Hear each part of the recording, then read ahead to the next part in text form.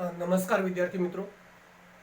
ધોરણ 12ના ઓનલાઈન શિક્ષણની વ્યાખ્યાનમાળામાં આપ સૌનું હાર્દિક સ્વાગત છે. મિત્રો, આપણે ધોરણ 12ના અર્થશાસ્ત્રમાં પ્રકરણ નંબર 10 ઉદ્યોગ ક્ષેત્ર શીખી રહ્યા છીએ. છેલ્લા તાસમાં મિત્રો આપણે ઉદ્યોગ ક્ષેત્રનું જે વર્ગીકરણ છે, જે ઔદ્યોગિક માળખું છે, ઇન્ડસ્ટ્રીયલ સ્ટ્રક્ચર, એના વિશે આપણે વાત કરી હતી. મિત્રો, આ તાસમાં આપણે ઔદ્યોગિક વિકાસ માટે સરકારે કેવા પ્રકારના પગલાં લીધા છે, સરકારે ઇન્ડસ્ટ્રીયલ ડેવલપમેન્ટ માટે કેવા પ્રકારની નીતિઓ એટલે કે પોલિસી ડિઝાઇન કરેલી છે, એના સંદર્ભે આપણે વાત કરવાના છે. એટલે કોઈ પણ દેશના આર્થિક વિકાસ માટે ઇન્ડસ્ટ્રીયલ સેક્ટર ખૂબ મહત્વનું છે. અને આપણે જાણીએ છીએ પ્રમાણે વિશ્વના મોટા ભાગના દેશો ઉદ્યોગ પ્રધાન છે. એમની રાષ્ટ્રીય આવક, રોજગારી અને નિકાસ કમાણીમાં ઉદ્યોગ ક્ષેત્રનો વધારે ફાળો રહેલો છે. એટલે ભારત સરકાર પણ ઉદ્યોગ ક્ષેત્રના વિકાસ દ્વારા ઝડપી આર્થિક વિકાસ સાધવા માગે છે, સમતોલ આર્થિક વિકાસ સાધવા માગે છે. તો આવો મિત્રો આપણે સમજીએ કે ભારત સરકારે દેશના ઔદ્યોગિક માળખાને વધારે મજબૂત બનાવવા માટે, દેશના ઇન્ડસ્ટ્રીયલ સેક્ટરને મજબૂતી બક્ષવા માટે કેવા પ્રકારના પગલાઓ લીધા છે, કેવા પ્રકારની પોલિસી ડિઝાઇન કરી છે, એના સંદર્ભે વાત કરીએ. ઔદ્યોગિક વિકાસ માટે સરકારે લીધેલા પગલાઓ. તો મિત્રો 7 પ્રકારના પગલાઓ સરકારશ્રી દ્વારા લેવાયા છે. એમાં પહેલી વાત, રાજ્યની માલિકીના ઉદ્યોગો. મિત્રો, દેશના ઇન્ડસ્ટ્રીયલ ડેવલપમેન્ટ માટે એટલે કે ઉદ્યોગોના વિકાસ માટે મોટા પાયાના ઉદ્યોગો, ચાવીરૂપ ઉદ્યોગો ખૂબ મહત્વના પુરવાર થતા હોય છે. અને કોઈ પણ દેશની ઇકોનોમીમાં હેવી ઇન્ડસ્ટ્રી, મોટા પાયાના ઉદ્યોગો ખૂબ જ મહત્વના પુરવાર થતા હોય છે. અને એટલે જ મિત્રો આપણે ત્યાં બીજી પંચવર્ષીય યોજનામાં મોટા પાયાના ઉદ્યોગો પર વધારે ભાર મુકાયો. પ્રશાંત ચંદ્ર મહાલનોબિસ દ્વારા ઘડાયેલી જે બીજી પંચવર્ષીય યોજના છે, એના પ્રારૂપના આધાર ઉપર ઘડાયેલી સેકન્ડ 5 પ્લાન, એમાં મિત્રો આપણે મોટા પાયાના ઉદ્યોગોને વધારે મહત્વ આપ્યું. એટલે કે આ મોટા પાયાના ઉદ્યોગોમાં મિત્રો ખૂબ વધારે મૂડીરોકાણ કરવાનું રહેતું હોય છે. માત્ર મિત્રો વધારે જ મૂડીરોકાણ કરવાનું હોય છે એટલું નથી, એમાં મિત્રો જોખમ પણ વધારે હોય છે, હાઈ રિસ્ક હોય છે. તો જ્યારે દેશની અંદર ઉદ્યોગ ક્ષેત્રનો વિકાસ ખૂબ ઓછો થયો હોય અને ઉદ્યોગ ક્ષેત્રના વિકાસ માટેની તૈયારી કરવાની હોય, અને એમાંય જ્યારે મોટા પાયાના ઉદ્યોગો, ચાવીરૂપ ઉદ્યોગોની સ્થાપના કરવાની હોય, ત્યારે ખાનગી ક્ષેત્ર આગળ ન આવે. કારણ કે મોટા પાયાના ઉદ્યોગોમાં ખૂબ વધારે માત્રામાં મૂડીરોકાણ કરવાનું હોય છે. આ ઉપરાંત એમાં રિસ્કનું પ્રમાણ પણ વધારે હોય છે, નફા પ્રાપ્તિ પણ ઓછી થતી હોય છે. અને સરકાર લોકોના કલ્યાણ કરવા માટે મોટા પાયાના ઉદ્યોગો સ્થાપતી હોય છે. તો આવા સમયે આયોજન કાળની શરૂઆતમાં ખાસ કરીને બીજી પંચવર્ષીય યોજનામાં આપણે મિત્રો મોટા પાયાના ઉદ્યોગો પર વધારે ભાર આપ્યો. સરકારે પોતે, કેન્દ્ર સરકાર અને રાજ્ય સરકારે પોતે મોટા પાયાના ઉદ્યોગોમાં પોતે મૂડીરોકાણ કર્યું, પોતે જોખમ ઉઠાવ્યું. અને એ રીતે રાજ્ય હસ્તક એટલે કે પબ્લિક સેક્ટર યુનિટ, જેને આપણે PSU કહીએ છીએ, એ રીતે સ્થાપીને દેશની અંદર ઔદ્યોગિક વિકાસ માટેનો મજબૂત પાયો 1956ની બીજી પંચવર્ષીય યોજનાથી નખાયો. તો આ રીતે મિત્રો દેશના ઔદ્યોગિક માળખાને મજબૂત બનાવવા માટે મોટા પાયાના ઉદ્યોગો ખૂબ જરૂરી છે, જેમાં વધારે મૂડીરોકાણ, વધારે રિસ્ક રહેતું હોય છે. એના માટે ખાનગી મૂડીરોકાણકર્તાઓ આગળ આવતા નથી. આ ઉપરાંત મિત્રો જે મોટા પાયાના ઉદ્યોગો છે, એ દેશના મધ્યમ પાયાના ઉદ્યોગો, નાના પાયાના ઉદ્યોગો, કૃષિ ક્ષેત્ર, આ બધાને સહાયરૂપ થતા હોય છે. એના માટેના જે સાધનો છે, યંત્રો છે, એ પ્રોવાઈડ કરતા હોય છે. તો આ રીતે દેશની અંદર ઔદ્યોગિક વિકાસ માટે સરકારે આગળ આવીને પોતે પબ્લિક સેક્ટર યુનિટ્સ, ઇન્ડસ્ટ્રીયલ યુનિટની સ્થાપના કરી અને પોતે જ એનું સંચાલન કર્યું, જે ઔદ્યોગિક વિકાસ માટેનું એક મહત્વનું કાર્ય ગણી શકાય. ત્યાર પછી મિત્રો બીજું, ખાનગી ક્ષેત્રના ઉદ્યોગોનો વિકાસ. મિત્રો સરકાર છે એ બધી જગ્યાએ પહોંચી વળતી નથી. બધા જ ઉદ્યોગો પોતે સ્થાપિત કરી શકે નહીં, સ્વાભાવિક છે. તો એવા સમયે મિત્રો દેશની અંદર ખાનગી રોકાણકર્તાઓ આગળ આવે, ખાનગી મૂડીરોકાણકર્તાઓ આગળ આવે અને એ લોકો દ્વારા દેશના વિભિન્ન વિસ્તારમાં ખાનગી ક્ષેત્રે જો ઉદ્યોગો સ્થાપિત કરવામાં આવે તો દેશનો સમતોલ વિકાસ થઈ શકે, બેલેન્સ ડેવલપમેન્ટનો ગોલ આપણે સિદ્ધ કરી શકીએ. તો આ માટે સરકારે ખાનગી ક્ષેત્રને પ્રોત્સાહન આપવા માટે અનેકવિધ યોજનાઓ છે એ ઘડી. 48ની ઇન્ડસ્ટ્રીયલ પોલિસી, 56ની, 77ની, 80ની, 91ની એમ અલગ અલગ પ્રકારની ઔદ્યોગિક નીતિઓ ઘડી અને દેશમાં સરકાર સાથે ખાનગી મૂડીરોકાણકર્તાઓ પણ આગળ આવે, પોતે દેશના વિભિન્ન વિસ્તારમાં ઔદ્યોગિક એકમોની સ્થાપના કરે અને એ રીતે દેશનો સર્વાંગીણ વિકાસ કરે, દેશની અંદર ઔદ્યોગિક દ્રષ્ટિએ પ્રાદેશિક સમાનતા સ્થપાય, એ માટે સરકારે ઉદ્યોગ ક્ષેત્ર માટે ઘણી બધી ઇન્સેન્ટિવ સ્કીમો છે એ સરકારે જાહેર કરી.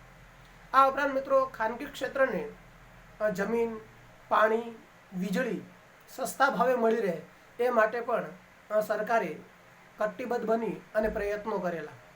સાથે સાથે મિત્રો કર રાહતો પણ આપવામાં આવી, જેને ટેક્સ હોલિડે કહેવાય છે. તો જે ઉદ્યોગ ક્ષેત્ર છે એ દેશની અંદર વધારે સ્થપાય, ખાનગી ક્ષેત્રો વધારે આગળ આવે એ માટે અમુક પ્રકારની ટેક્સ રાહતો પણ આપવામાં આવી. સાથે સાથે મિત્રો ઉદ્યોગ ક્ષેત્રમાં ખાનગી મૂડીરોકાણકર્તાઓ આગળ આવે એ માટે એમને પૂરતું અને સમયસર ધિરાણ મળી રહે એ માટેની પણ સરકારે વ્યવસ્થા કરી. આ ઉપરાંત મિત્રો આપણે જાણીએ છીએ પ્રમાણે પહેલાં સરકાર હસ્તક ઘણા બધા ઉદ્યોગો હતા. 18 જેટલા એકમો છે એ જાહેર ક્ષેત્ર હેઠળ હતા, જેની અંદર ખાનગી ક્ષેત્ર પ્રવેશી ન શકે. એટલે ખાનગી ક્ષેત્રને ઉત્તેજન આપવા માટે સરકારે માત્ર 3 જ ઉદ્યોગો પોતાની પાસે રાખ્યા અને બાકીના ઉદ્યોગોની અંદર ખાનગી ક્ષેત્ર પ્રવેશી શકે એ માટેની છૂટ અપાય. ટૂંકમાં બધા જ સંયુક્ત પ્રયાસોને આધારે ખાનગી ક્ષેત્રને વિકસવા માટે, ઉદ્યોગો સ્થાપવા માટે સરકારે ઘણી બધી રીતે મદદ કરેલી. તો આ રીતે મિત્રો દેશની અંદર માત્ર ઉદ્યોગોનો વિકાસ એ સરકાર જ કરી શકે એવું નથી. સરકાર સાથે જ્યારે ખાનગી ક્ષેત્ર મળે છે ત્યારે નવા ઉદ્યોગોની સ્થાપના થાય છે, ચાલુ ઉદ્યોગોનું વિસ્તરણ થાય છે અને એ રીતે દેશની અંદર સમતોલ ઔદ્યોગિક માળખું નિર્માણ પામે છે. તો આવી રીતે સરકારે પોતાના હસ્તક પણ ઉદ્યોગો સ્થાપિત કર્યા જે ચાવીરૂપ અને મહત્વના હતા એ, અને દેશના વિભિન્ન ભાગોની અંદર ખાનગી મૂડીરોકાણકર્તાઓ આગળ આવે, ખાનગી ઉદ્યોગકારો આગળ આવે અને એ ઉદ્યોગો સ્થાપિત કરે એ માટે સરકારે ઘણી બધી ઇન્સેન્ટિવ સ્કીમો દાખલ કરેલી. ત્યાર પછી મિત્રો આયાત જકાત, ઇમ્પોર્ટ ડ્યુટી. આ મિત્રો દેશના ઉદ્યોગકારોને ઉત્પાદિત થતી ચીજવસ્તુઓને રક્ષણ આપવા માટે વિદેશથી આયાત થતી ચીજવસ્તુ ઉપર મોટી માત્રામાં આયાત ડ્યુટી એટલે કે ઇમ્પોર્ટ ડ્યુટી નાખવામાં આવેલી. એટલે કે દેશની અંદર જે ઉદ્યોગો છે વિકાસ પામ્યા છે એ આંતરરાષ્ટ્રીય કક્ષાની હરીફાઈમાં ટકી શકે, એની સામે જીત ઝીલી શકે એ માટે વિદેશી આયાતી વસ્તુ ઉપર મોટી માત્રામાં આયાત ડ્યુટી નાખવામાં આવી. અને મિત્રો સ્વાભાવિક છે કે જ્યારે વિદેશથી આયાત થતી ચીજ વસ્તુ ઉપર આયાત ડ્યુટી વધારવામાં આવે તો એ વસ્તુ દેશની અંદર એ વિદેશી વસ્તુ મોંઘી બને છે અને મિત્રો મોંઘી બનતા એની માંગ ઓછી થાય છે અને એની તુલનામાં જે દેશની વસ્તુઓ છે એ સસ્તી જણાય છે અને દેશના લોકો દેશની વસ્તુઓનો ઉપયોગ વધારે કરે છે. તો આ રીતે દેશના ઉદ્યોગોને સંરક્ષણ આપવા માટે, દેશના નાના પાયાના ઉદ્યોગો, મીડિયમ સ્કેલ ઇન્ડસ્ટ્રી છે એને રક્ષણ આપવા માટે જે આયાત જકાતનું શસ્ત્ર છે એ સરકાર ઉગામે છે અને એ રીતે આંતરરાષ્ટ્રીય કક્ષાની હરીફાઈમાં દેશના ઉદ્યોગોને ટકાવવા માટે, દેશના ઉદ્યોગોને સંરક્ષણ આપવા માટે સરકાર આયાત ડ્યુટી વધારતી હોય છે અને એ રીતે દેશના ઉદ્યોગો ધીમે ધીમે આંતરરાષ્ટ્રીય હરીફાઈ સામે ટકી શકે, મજબૂત બની શકે ત્યાં સુધી આયાત જકાત નાખવામાં આવતી હોય છે. એક વખત દેશના ઉદ્યોગો સક્ષમ બને છે, આંતરરાષ્ટ્રીય હરીફાઈ સામે લડવા માટે, ટકવા માટે સક્ષમ બને છે, પછી ધીમે ધીમે આયાત ડ્યુટી છે એ ઘટાડવામાં આવતી હોય છે. ટૂંકમાં આયાત ડ્યુટી દ્વારા, ઇમ્પોર્ટ ડ્યુટી દ્વારા સરકાર દેશના જે નાના પાયાના ઉદ્યોગો છે, મધ્યમ પાયાના ઉદ્યોગો છે, એને વિદેશી ઉદ્યોગો સામે, વિદેશી વસ્તુ સામે રક્ષણ આપવા માટે આયાત ડ્યુટી નાખતી હોય છે. તો આ રીતે મિત્રો આયાત ડ્યુટી દ્વારા પણ દેશના નાના પાયાના ઉદ્યોગો અને મધ્યમ પાયાના ઉદ્યોગોને રક્ષણ અપાયું છે. ત્યાર પછી મિત્રો ટેકનિકલ કૌશલ્ય અને તાલીમ. મિત્રો દેશ અને દુનિયામાં નવા સંશોધનો થતા હોય છે, ઉદ્યોગ ક્ષેત્રમાં નવી ટેકનોલોજી આવતી હોય છે, નવી ચીજ વસ્તુ આવતી હોય છે, વેચાણ વ્યવસ્થામાં પરિવર્તન થતા હોય છે, ઔદ્યોગિક સંચાલકીય રીતોમાં ફેરફાર થતા હોય છે. તો ઉદ્યોગ ક્ષેત્ર એવું છે કે જેમાં દિન પ્રતિદિન નવા ઇનોવેશનો આવતા રહે છે. તો દેશના ઉદ્યોગકારોને નવી ટેકનોલોજીની માહિતી મળે, નવી ચીજ વસ્તુની માહિતી મળે, નવી વેચાણ વ્યવસ્થાની માહિતી મળે, નવા સંચાલકીય ગુણો એમનામાં ખીલે, એ માટે ભારત સરકાર અને રાજ્ય સરકાર બંને દેશના ઉદ્યોગકારોને ટેકનિકલ અને વ્યવસાયિક તાલીમ આપી અને એમનામાં ઇન્ડસ્ટ્રીયલ સ્કિલ ડેવલપ થાય એ માટેના પ્રયત્નો કરે છે. અને મિત્રો દેશની અંદર ઉદ્યોગકારોની અંદર ચોક્કસ પ્રકારના સંચાલકીય ગુણો કેળવાય તો એવા સમયે આંતરરાષ્ટ્રીય બજારમાં અને દેશમાં પોતાની ચીજ વસ્તુ અને સેવાઓ વધારે વેચી શકે છે. એટલે કે નવી ટેકનોલોજી જાણે છે, લોકો નવી ચીજ વસ્તુ બજારમાં કઈ રીતે આવે છે એના વિશે જાણે છે. આ ઉપરાંત નવી વેચાણ વ્યવસ્થા છે એના વિશે પણ માહિતગાર થાય છે. અને મિત્રો નવા સંચાલકીય ગુણો છે એનાથી પણ માહિતગાર થાય છે. એટલે સરકારશ્રી દ્વારા દેશના ઉદ્યોગકારોને, ખાનગી મૂડીરોકાણકર્તાઓને એ વ્યવસાયિક અને ટેકનિકલ જ્ઞાન આપી અને આંતરરાષ્ટ્રીય હરીફાઈમાં નવા ઇનોવેશનો સાથે, નવા પરિવર્તનો સાથે તાલમેલ સાધી શકે, સુમેળ સાધી શકે એ માટે ટેકનિકલ અને વ્યવસાયિક તાલીમ, શિક્ષણ આપવામાં આવતું હોય, જેનાથી કૌશલ્ય વર્ધન થઈ શકે અને એ રીતે આંતરરાષ્ટ્રીય હરીફાઈમાં ટકી શકાય. ત્યાર પછી મિત્રો આર્થિક સહાય. મિત્રો દેશની અંદર આપણે ત્યાં નાના પાયાના ઉદ્યોગોનો વિકાસ થાય, મધ્યમ પાયાના ઉદ્યોગોનો વિકાસ થાય અને એમાં ઉત્પાદન ખર્ચ, પ્રોડક્શન કોસ્ટ નીચે આવે એ માટે સરકાર પ્રયત્ન કરતી હોય છે. શરૂઆતમાં મિત્રો સરકારે મૂડીરોકાણ કર્યું, ખૂબ મોટી માત્રામાં મૂડીરોકાણ કર્યું, ખૂબ મોટું જોખમ લીધું. પછી સરકારે પોતાનો રસ્તો સહેજ બદલ્યો અને એમણે ખાનગી ક્ષેત્રોના ઉદ્યોગકારો આગળ આવે અને દેશની અંદર ઉદ્યોગો સ્થાપિત કરે એ માટે પ્રયત્નો કર્યા. અને એના માટે સરકારશ્રી દ્વારા નાના રોકાણકારો, ઉદ્યોગકારોને સસ્તા ભાવે જમીન, સસ્તા ભાવે પાણી, સસ્તા ભાવે વીજળી પ્રાપ્ત થાય એ માટેના સરકારશ્રી દ્વારા સંનિષ્ઠ પ્રયત્નો થયા. આ ઉપરાંત મિત્રો કર રાહતો, દેશની અંદર ઔદ્યોગિક માળખું મજબૂત બને એ માટે કર રાહતો પણ અપાય. અનામત જે ઉદ્યોગો છે સરકાર હસ્તક હતા એ પણ મિત્રો ઓછા કરવામાં આવ્યા.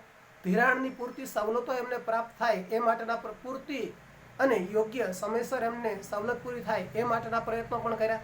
વાહન વ્યવહાર અને સંદેશા વ્યવહારની સુવિધાઓ પણ એમને પૂરતી માત્રામાં મળે એવા પ્રકારના પ્રયત્નો થયા.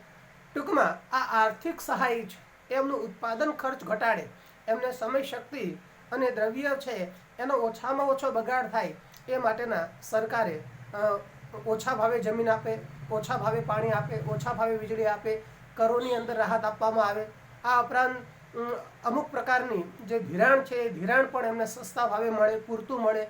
તો એ માટેના પ્રયત્નો કરી અને ઔદ્યોગિક એકમનું જે ઉત્પાદન ખર્ચ છે, સરેરાશ ઉત્પાદન ખર્ચ ઓછો આવે, જેથી કરીને એ એકમ આંતરરાષ્ટ્રીય બજારમાં ઓછા ભાવે વસ્તુ વેચી શકે અને વધારે વેચાણ કરી અને સક્ષમ બની શકે. તો આ રીતે સરકારશ્રી દ્વારા નાના અને મધ્યમ પાયાના ઉદ્યોગોને અલગ અલગ સ્વરૂપે આર્થિક સહાય કરીને એમનું ઉત્પાદન ખર્ચ નીચે આવતા એમની કિંમત આંતરરાષ્ટ્રીય બજારમાં નીચે આવે અને વસ્તુ વધારે વેચાય એ પ્રકારના પ્રયત્નો થયેલા. ત્યાર પછી મિત્રો પાયાની સુવિધાઓ. મિત્રો કોઈ પણ દેશના ઔદ્યોગિક વિકાસ માટે પાયાની સુવિધાઓ અત્યંત આવશ્યક છે. આપણે હંમેશા જાણીએ છીએ કે મિત્રો જે પાયાની સુવિધાઓ છે એ દેશના વિકાસ માટે અત્યંત આવશ્યક એવી સેવાઓનો સમૂહ જેને આપણે પાયાની સુવિધાઓ કહીએ છીએ. ઇન્ડસ્ટ્રીયલ યુનિટનો વિકાસ કરવો હોય તો મિત્રો જે તે એકમ માટે પૂરતું પાણી હોવું ખૂબ આવશ્યક છે, એમને પૂરતી વીજળી મળવી ખૂબ આવશ્યક છે, એમને વાહન વ્યવહાર સંદેશાવ્યવહારની સુવિધા મળવી ખૂબ આવશ્યક છે, એમને રો મટીરિયલ મળવો ખૂબ આવશ્યક છે, એમને બેન્કિંગ સેક્ટરના માધ્યમથી પૂરતું અને સમયસર ધિરાણ મળે એ ખૂબ આવશ્યક છે, એમને મિત્રો વિમાનું કોચ મળે એ પણ ખૂબ જરૂરી છે. તો દેશની અંદર અલગ અલગ પ્રકારની પાયાની સુવિધાઓ સરકારશ્રી દ્વારા મજબૂત કરવામાં આવી, એટલે કે દેશના ઉદ્યોગકારોને સસ્તા ભાવે વીજળી, પાણી, બેન્કિંગ સેવા, વાહનની સેવા, વીમાની સેવા, સંદેશાવ્યવહારની સેવા, ધિરાણની સેવા, આવી અનેકવિધ સેવાઓ આપીને દેશના ઉદ્યોગકારોનું સરેરાશ ઉત્પાદન ખર્ચ નીચો લાવવાનો પ્રયત્ન થયો. કારણ કે આ બધી સેવાઓ જ્યારે ઉદ્યોગકાર પોતે જાતે ઊભી કરે તો ઓવરઓલ પ્રોડક્શન કોસ્ટ ઊંચી આવતી હોય છે, પણ સરકારશ્રી દ્વારા છે એ અલગ અલગ સ્વરૂપે એમને આ પાયાની સુવિધાઓ, બેઝિક ફેસિલિટી પ્રોવાઈડ કરવામાં આવે તો એવા સમયે મૂડીરોકાણકારોએ પોતે એ પાયાની સુવિધાઓ ઊભી કરવી પડતી નથી અને એના હિસાબે એમને સમય, શક્તિ અને દ્રવ્યનો એ બચાવ થાય છે અને જનરલી બહુ ઓછા ખર્ચે ઉત્પાદન કરી શકાય છે. અને એ રીતે આ પાયાની સુવિધાઓ દેશના ઉદ્યોગકારોને આર્થિક રીતે મજબૂત બનાવે છે અને એ આર્થિક અલગ અલગ પ્રકારની સુવિધાઓ, પાયાની સુવિધાઓ દ્વારા ઓછા ઉત્પાદન ખર્ચે દેશમાં અને વિદેશમાં વધારે નીચી કિંમતે વસ્તુનું વેચાણ કરી શકાય છે. તો આ રીતે મિત્રો પાયાની સુવિધાઓ પણ દેશના આર્થિક વિકાસને, ઔદ્યોગિક માળખાને સક્ષમ બનાવવા માટે, કાર્યક્ષમ બનાવવા માટે, કાર્યદક્ષ બનાવવા માટે ખૂબ જ ઉપયોગી થઈ પડતી હોય છે અને એના માટે સરકારશ્રી દ્વારા પૂરતા પ્રયત્નો થયા છે. ત્યાર પછી મિત્રો વિવિધ સંસ્થાઓ અને નીતિઓની રચના. મિત્રો આયોજન કાળ પછી સરકારે ઉદ્યોગ ક્ષેત્રનો વિકાસ કરવા માટે અનેકવિધ નીતિઓની રચના કરી છે. આપણે શરૂઆત ઔદ્યોગિક નીતિથી કરીએ, ઇન્ડસ્ટ્રીયલ પોલિસીથી. તો મિત્રો 1948ની અંદર પણ સરકારે ઇન્ડસ્ટ્રીયલ પોલિસી ડિઝાઇન કરી. ત્યારબાદ 1956માં, 77માં, 80માં અને છેલ્લે મિત્રો 91ની અંદર સરકારશ્રી દ્વારા ઇન્ડસ્ટ્રીયલ પોલિસી ડેવલપ થઈ. આ ઇન્ડસ્ટ્રીયલ પોલિસીનો એજન્ડા જે પ્રકારનો હતો કે દેશની અંદર વધારે વધારે ઉદ્યોગોનો વિકાસ થાય, દેશની અંદર ઇન્ડસ્ટ્રીયલ જે હયાત નવા ઉદ્યોગો છે સ્થપાય, જૂના ઉદ્યોગોનું વિસ્તૃતીકરણ થાય, ઉદ્યોગોની અંદર વૈવિધ્યકરણ આવે, પછાત વિસ્તારોની અંદર ઉદ્યોગો સ્થપાય, એ માટે સરકારે અલગ અલગ પ્રકારની ઇન્ડસ્ટ્રીયલ પોલિસી ઘડીને, ઔદ્યોગિક નીતિ ઘડીને ઉદ્યોગોના વિકાસને પ્રબલન પૂરું પાડ્યું છે. આ ઉપરાંત મિત્રો સરકારશ્રી દ્વારા આયાત નીતિ, ઇમ્પોર્ટ પોલિસી એ પણ એવા પ્રકારની ઘડવામાં આવે છે કે જેથી કરીને દેશના ઉદ્યોગોને સંરક્ષણ મળે, એટલે આયાત જકાત વધારવામાં આવે. આ ઉપરાંત દેશના ઉદ્યોગોને સંરક્ષણ મળે એ માટે અમુક વસ્તુઓની આયાત છે એ ઓછી કરવામાં આવે અથવા તેના પર આયાત ડ્યુટી વધારવામાં આવે તો સરકાર આયાત ડ્યુટી નાખીને પણ દેશના ઉદ્યોગોને રક્ષણ આપે. આ ઉપરાંત મિત્રો નિકાસ નીતિ, એક્સપોર્ટ પોલિસી. તો દેશના ઉદ્યોગો છે એ દેશના જે ઉદ્યોગો છે એ વધારે નિકાસક્ષમ બને, વધારે નિકાસ કરી શકે એ માટેની પણ સરકારશ્રી દ્વારા પોલિસી ડિઝાઇન થતી હોય છે.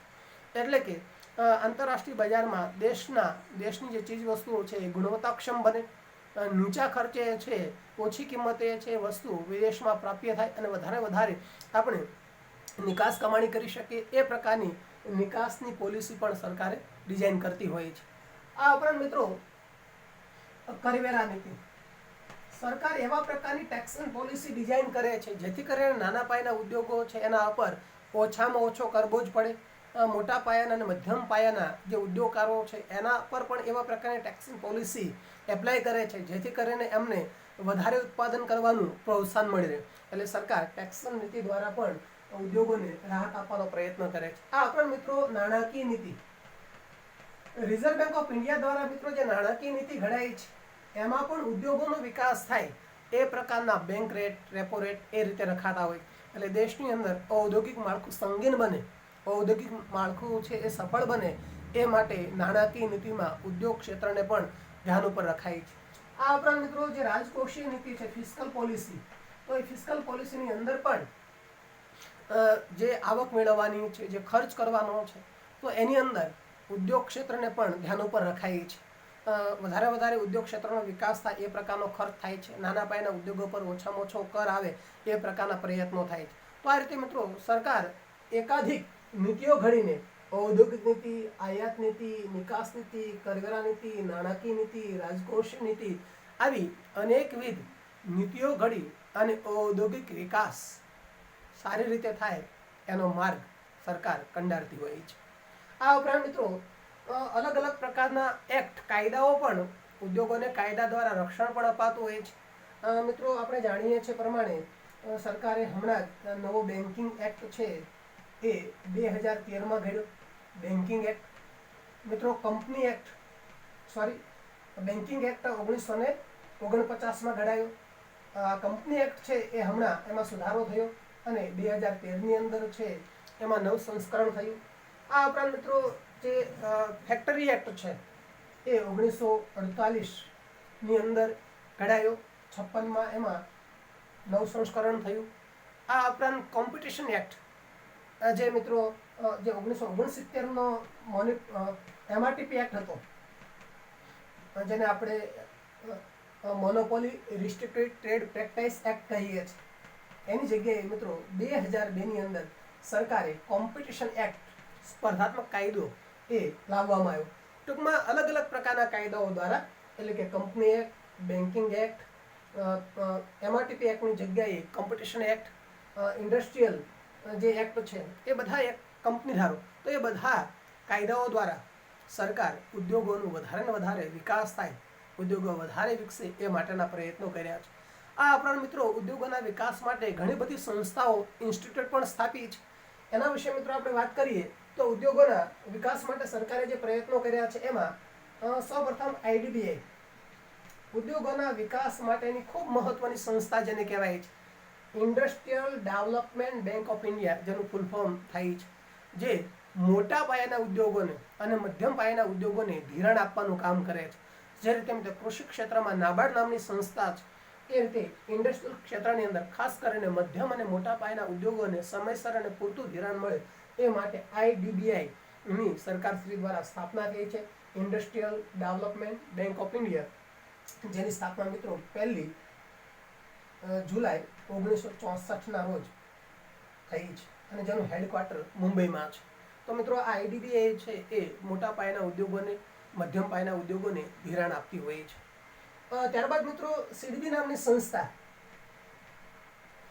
જે નાના પાયાના ઉદ્યોગોને ધિરાણ આપવાનું કામ કરે છે, જેનું મિત્રો full form small scale industrial development bank of India, એટલે કે નાના પાયાના ઉદ્યોગોને ધિરાણ આપવા માટેની એક મહત્વની સંસ્થા જેને આપણે SIDBI કહીએ છીએ, જેની સ્થાપના મિત્રો 2 એપ્રિલ 1990ના રોજ છે એ થઈ છે. લખનઉ એનું હેડક્વાર્ટર છે.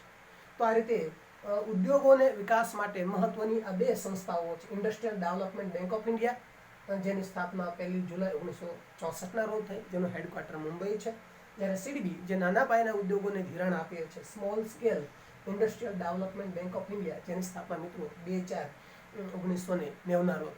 આ ઉપરાંત મિત્રો બીજી જે બેંકો છે ICICI, એટલે કે industrial credit and investment corporation of India. તો મિત્રો આ સંસ્થાની પણ સ્થાપના 5મી જાન્યુઆરી 1994ના રોજ થઈ, જેનું હેડક્વાર્ટર મુંબઈ છે. તો આ ઉદ્યોગ ક્ષેત્રોને, કારણ કે એનું નામ જ છે industrial credit and investment corporation of India, એટલે કે ઉદ્યોગ ક્ષેત્રને ઇન્વેસ્ટમેન્ટ એટલે કે ક્રેડિટ આપવા માટે, મૂડીરોકાણ આપવા માટે 5મી જાન્યુઆરી 1994ના રોજ આ સંસ્થાની સ્થાપના થઈ, જે પણ ઉદ્યોગોને ધિરાણ મળે એ માટેના પ્રયત્નો કરે.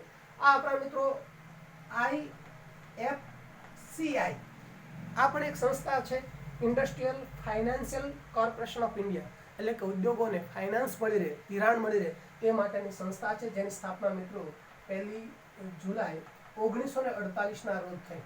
મિત્રો આ બંનેના હેડક્વાર્ટર ICI અને IFCI ના હેડક્વાર્ટર મુંબઈ છે. તો આ રીતે industrial financial corporation of India અને industrial credit and investment corporation India, આ બંને સંસ્થાઓ છે એ ઉદ્યોગોને મૂડીરોકાણ આપવા માટેનું કામ કરે છે. બંનેના હેડક્વાર્ટર છે એ મુંબઈ છે. આ ઉપરાંત મિત્રો LIC છે એ ઉદ્યોગોને મિત્રો વીમા કવચ મળી રહે એ માટેના પ્રયત્નો કરે છે life insurance corporation of India, જેની સ્થાપના મિત્રો 1 સપ્ટેમ્બર 1956 રોજ થઈ છે, જેનું હેડક્વાર્ટર પણ મિત્રો મુંબઈ છે.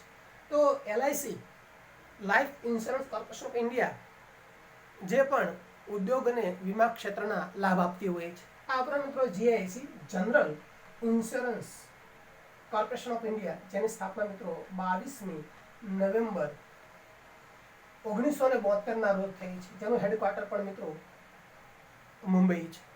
તો આવી અનેકવિધ નાણાકીય સંસ્થાઓ દ્વારા પણ ઉદ્યોગ ક્ષેત્રને હેલ્પફુલ થવા માટેના પૂરતા પ્રયત્નો થયા છે.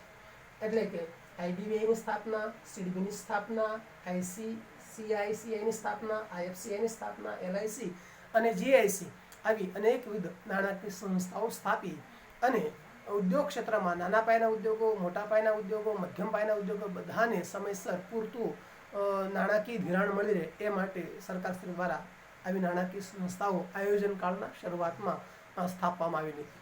તો મિત્રો આ રીતે ભારત સરકારે 7 પગલાઓ દ્વારા, સપ્તપદીના પગલાઓ દ્વારા છે એ દેશમાં ઔદ્યોગિક વિકાસનું માળખું વધારે મજબૂત બને, વધારે સક્ષમ બને, આંતરરાષ્ટ્રીય હરીફાઈ સામે એ ઝીંક ઝીલી શકે એ પ્રકારના પગલાઓ સરકારશ્રી દ્વારા લેવાયા છે. એટલે પરીક્ષામાં આ પ્રશ્ન 5 માર્ક્સનો અથવા 3 માર્ક્સનો તમને પૂછાય કે સરકારશ્રી દ્વારા દેશની અંદર ઔદ્યોગિક ક્ષેત્રના વિકાસ માટે કેવા પ્રકારના પગલાં લેવામાં આવ્યા છે.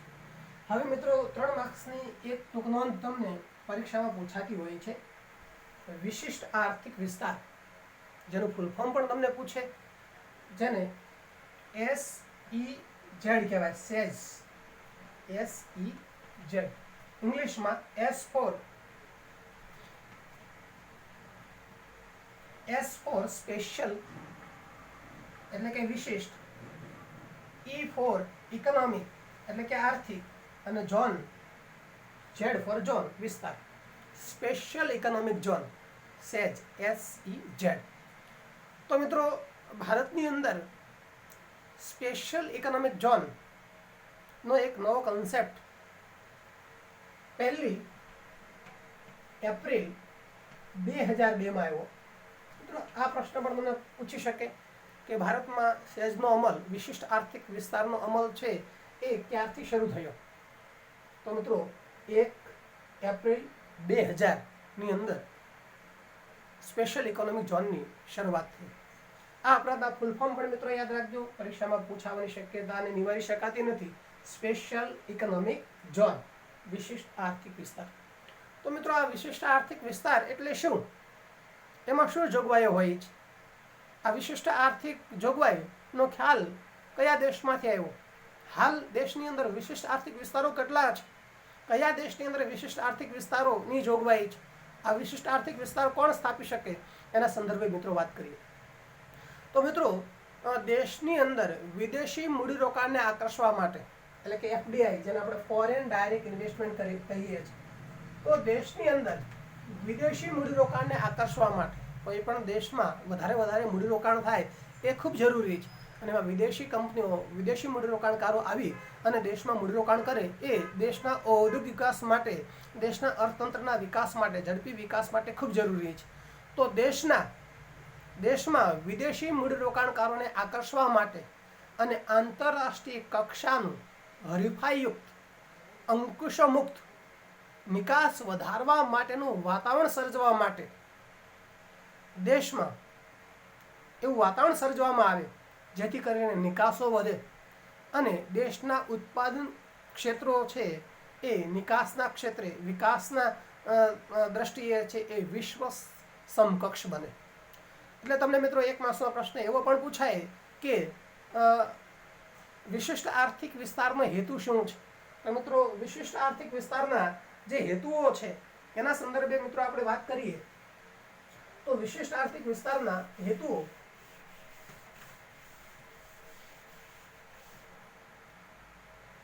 એક તો વિદેશી મૂડીરોકાણ વધારવા માટે, FDI વધારવા માટે. શા માટે આપણે વિદેશી વિશિષ્ટ આર્થિક વિસ્તારને અપનાવ્યો છે, એને એપ્લાય કર્યો છે?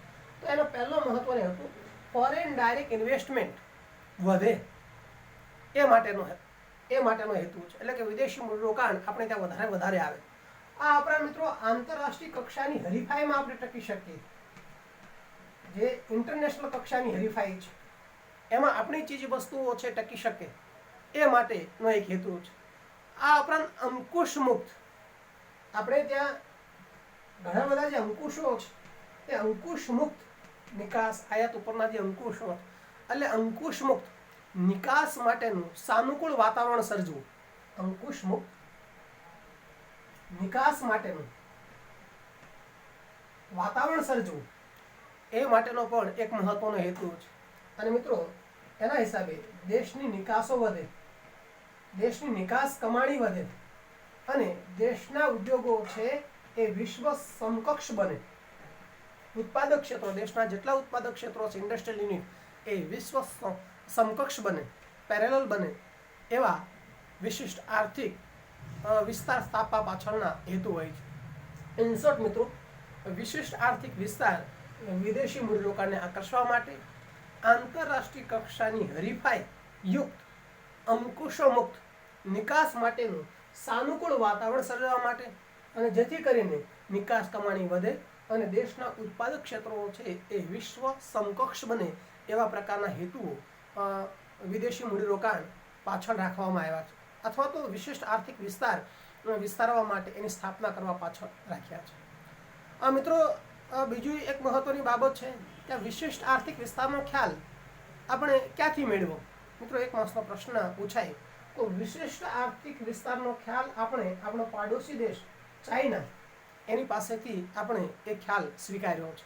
અને મિત્રો આ વિશિષ્ટ આર્થિક વિસ્તારની અંદર ચોક્કસ પ્રકારની કર રાહતો આપવામાં આવે છે. દેશની અંદર એફડીઆઈનું પ્રમાણ વધારે, દેશની અંદર એફડીઆઈનું એટલે કે ફોરેન ડાયરેક્ટ ઇન્વેસ્ટમેન્ટ, વિદેશી મૂડીરોકાણ છે એ વધે, દેશની અંદર આંતરરાષ્ટ્રીય કક્ષાની હરીફાઈ સામે દેશના ઉદ્યોગો ટકી શકે, દેશની નિકાસ વધે એ પ્રકારનો પ્રયત્ન થાય છે. આ ઉપરાંત મિત્રો જે વિશિષ્ટ આર્થિક વિસ્તાર છે જેની અંદર ચોક્કસ કર રાહતો આપવામાં આવે છે. આખરે વિશિષ્ટ આર્થિક વિસ્તાર છે એ બીજું કશું નથી, એક ભૌગોલિક વિસ્તાર છે. દેશની જે સીમા મર્યાદા છે, આ દેશની સીમા મર્યાદામાં માનો કે આ વિશિષ્ટ આર્થિક વિસ્તાર છે, તો મિત્રો બાકીનો જે વિસ્તાર છે એના કરતા આ વિસ્તાર વિશિષ્ટ છે, આર્થિક રીતે વિશિષ્ટ છે. આ જે ભૌગોલિક ભાગ છે એને માનો કે આપણે વિશિષ્ટ આર્થિક વિસ્તાર સ્પેશિયલ ઇકોનોમિક ઝોન જાહેર કર્યો, તો એનો અર્થ એ થયો કે દેશના આ ભૌગોલિક ભાગ કરતા આ ભૌગોલિક ભાગ વિશિષ્ટ છે. કઈ રીતે વિશિષ્ટ છે? તો કે અહીંયા જે કર રાહતો અપાઈ છે એવી કર રાહતો અહીંયા વધારે અપાઈ છે. અહીંયા જે કાયદાઓ ઉદ્યોગ ક્ષેત્ર માટેના જે કાયદાઓ છે એના કરતા અહીંયા કાયદાઓ જુદા હોય છે. અહીંયા ઉદ્યોગ ક્ષેત્રને જમીન, પાણી, વીજળી જે મળે છે એના કરતા અહીંયા સસ્તા દરે વીજળી, પાણી, જમીન મળતા હોય છે. અહીંયા છે એ જે રીતે ધિરાણ મળે છે એના કરતા અહીંયા છે એ ધિરાણ વધારે અને સસ્તું મળતું હોય છે. એટલે ઇન શોર્ટ મિત્રો, વિશિષ્ટ આર્થિક વિસ્તાર છે એ દેશનો એવો ભૌગોલિક વિસ્તાર છે કે જેમાં સરકારશ્રી દ્વારા એ વિસ્તારને સસ્તામાં જમીન અપાઈ છે, પાણી અપાઈ છે, વીજળી અપાઈ છે, કર રાહતો અપાઈ છે, સાથે સાથે મિત્રોને પૂરતું અને સમયસર સસ્તું ધિરાણ મળે એ માટે પણ પ્રયત્ન કરાય છે. આ ઉપરાંત કાયદાઓ જે સામાન્ય વિસ્તાર છે એના કરતાં જે સ્પેશિયલ ઇકોનોમિક ઝોનના કાયદાઓ વધારે સામાન્ય હોય છે. એ કાયદાઓ ઉદ્યોગ ક્ષેત્રનો વિકાસ વધારે થાય એવા પ્રકારના કાયદાઓ હોય છે, જ્યારે બાકીના વિસ્તારમાં કાયદાનું પ્રમાણ થોડુંક કડક ચુસ્ત હોય છે. તો આ રીતે મિત્રો ભારતમાં ચાઇના પાસેથી આપણે વિશિષ્ટ આર્થિક વિસ્તારનો જે ખ્યાલ છે એ સ્વીકાર્યો, અને આ વિશિષ્ટ આર્થિક વિસ્તાર છે એ સામાન્ય વિસ્તારથી અનેક રીતે અલગ પડે છે. મિત્રો વિશ્વની અંદર કયા કયા દેશોની અંદર વિશિષ્ટ આર્થિક વિસ્તારનો વિકાસ થયો છે તો એની વાત કરીએ તો મિત્રો China, Bharat, Jordan, Poland, Philippines, Russia, ઉત્તર કોરિયા, તો આ બધા દેશોની અંદર વિશિષ્ટ આર્થિક વિસ્તારનો કોન્સેપ્ટ અપનાવવામાં આવ્યો છે, અને એ દ્વારા દેશનો એક ચોક્કસ ઝોન કે જેની અંદર વધારે વધારે ડેવલપમેન્ટ થાય એવા પ્રકારનો પ્રયત્નો થાય. ખાસ કરીને જે પછાત એરિયા છે તો એવા વિસ્તારની અંદર સ્પેશિયલ ઇકોનોમિક જાહેર કરી અને એ વિસ્તારની પ્રગતિ થાય, એ લોકોનું જીવન ધોરણ સુધરે, દેશનો એ ભાગ સમતોલ આર્થિક વિકાસનો ભાગ બને, એ માટેના પ્રયત્નો થતા હોય છે. તો મિત્રો આપણે ભારતની અંદર કેટલા વિશિષ્ટ આર્થિક વિસ્તારો છે એના વિશે વાત કરીએ. તો મિત્રો ભારતની અંદર તમારા પુસ્તકોમાં જે દર્શાવ્યા છે પ્રમાણે 8 જેટલા આર્થિક વિસ્તારો છે. અમને પરીક્ષામાં એ પણ પૂછે કે ભારતના વિશિષ્ટ આર્થિક વિસ્તારોના નામ જણાવો. તો મિત્રો પહેલો જે આર્થિક વિસ્તાર છે એ મુંબઈની અંદર છે, સાન્તાક્રુઝ, યાદ રાખજો. બીજો મિત્રો જે આર્થિક વિસ્તાર છે એ કેરળમાં છે, કોચીનમાં. ત્યાર પછી મિત્રો ત્રીજો અને ચોથો જે આર્થિક વિસ્તાર છે એ ગુજરાતમાં છે, ગુજરાતના સુરત અને કંડલાની અંદર. ત્યાર પછી મિત્રો પાંચમો જે આર્થિક વિસ્તાર છે એ આંધ્રપ્રદેશ અને તામિલનાડુ ના ચેન્નઈમાં આવેલો છે. છઠ્ઠો જે મિત્રો સ્પેશિયલ ઇકોનોમિક ઝોન છે એ આંધ્રપ્રદેશની અંદર આવેલો છે. ત્યાર પછી મિત્રો સાતમો જે સ્પેશિયલ ઇકોનોમિક ઝોન છે એ પશ્ચિમ બંગાળની અંદર આવેલો છે, જે ફાલ્તાની અંદર આવેલો છે. આંધ્રપ્રદેશની અંદર મિત્રો વિશાખાપટ્ટનમ, યાદ રાખજો. અને ઉત્તર પ્રદેશમાં નોઈડાની અંદર 8મો સ્પેશિયલ ઇકોનોમિક ઝોન આવેલો છે.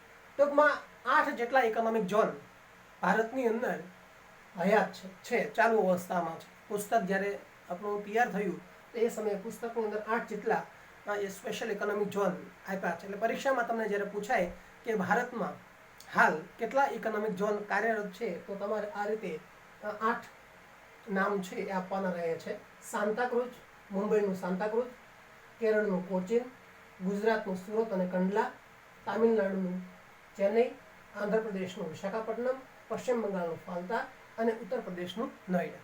તો આવા 8 જેટલા સ્પેશિયલ ઇકોનોમિક ઝોન ભારતની અંદર આવેલા છે. દેશો તમને પૂછે તો મિત્રો દેશોની અંદર ચીન, Bharat, Poland, Jordan, Philippines, Russia અને ઉત્તર કોરિયા એવા 7 દેશોના નામ તમે આપી શકો. હવે મિત્રો આપણે પ્રશ્ન થાય કે આ સ્પેશિયલ ઇકોનોમિક ઝોન કોણ સ્થાપી શકે છે? તો મિત્રો સ્પેશિયલ ઇકોનોમિક ઝોન છે એ સરકાર પણ સ્થાપી શકે, કેન્દ્ર સરકાર પણ સ્થાપી શકે, રાજ્ય સરકાર પણ સ્થાપી શકે. બંને ભેગા મળીને સરકાર અને ખાનગી વ્યક્તિઓ છે એ પણ ભેગા સ્થાપી શકે, કેન્દ્ર અને રાજ્ય સરકાર પણ ભેગા સ્થાપી શકે, ખાનગી કોઈ વ્યક્તિ પણ સ્થાપી શકે. ટૂંકમાં સ્પેશિયલ ઇકોનોમિક ઝોન સરકાર દ્વારા, ખાનગી વ્યક્તિઓ દ્વારા, સંસ્થાઓ દ્વારા સ્થાપી શકાય છે. પરંતુ યાદ મિત્રો એટલું રાખજો કે જ્યારે સ્પેશિયલ ઇકોનોમિક ઝોન ભલે ખાનગી વ્યક્તિ સ્થાપે પણ એના પર નિયંત્રણ સરકાર રાખતી હોય છે, અંકુશ છે એ સરકાર રાખતી હોય છે. તો આ રીતે મિત્રો સ્પેશિયલ ઇકોનોમિક ઝોન એ 3 માર્ક્સની એક મહત્વની ટૂંકમાં સ્વરૂપે તમને પૂછે. ક્યારેક એમાંથી 1 માર્ક્સના પ્રશ્ન પણ પૂછે કે સ્પેશિયલ ઇકોનોમિક ઝોનનું ફૂલ ફોર્મ શું છે, એ કયા દેશમાંથી સ્પેશિયલ ઇકોનોમિક ઝોન એટલે કે સેજ એનું full form special economic zone શું છે, એ કયા દેશમાંથી આ ખ્યાલ લેવામાં આવ્યો છે, આ આપણા સ્પેશિયલ ઇકોનોમિક ઝોનમાં એ સામાન્ય વિસ્તારથી કઈ રીતે અલગ પડે છે, વિશ્વના કયા દેશોની અંદર સ્પેશિયલ ઇકોનોમિક ઝોન અમલમાં છે, ભારતની અંદર છે એ સ્પેશિયલ ઇકોનોમિક ઝોન કેટલા છે, તો એ સંદર્ભે મિત્રો ધ્યાન ઉપર રાખજો. આ ઉપરાંત મિત્રો બીજા 18 જેટલા સ્પેશિયલ ઇકોનોમિક ઝોન આકાર લઈ રહ્યા છે. તો આવા ટૂંકા પ્રશ્નો પણ તમને પૂછાતા. આ ઉપરાંત સ્પેશિયલ ઇકોનોમિક ઝોન છે એનો આશય શું છે એવો પ્રશ્ન પણ તમને પૂછાય. તો આ સાથે મિત્રો આપણે આ તાસની અંદર ઔદ્યોગિક વિકાસ માટે સરકારે લીધેલા પગલાઓ અને સ્પેશિયલ ઇકોનોમિક ઝોન વિશે વાત કરી. હવે પછીના તાસમાં મિત્રો આપણે મળશું ત્યારે નાના પાયાના ઉદ્યોગોનું દેશના અર્થતંત્રમાં શું મહત્વ છે એના વિશે વાત કરીશું. Thank you.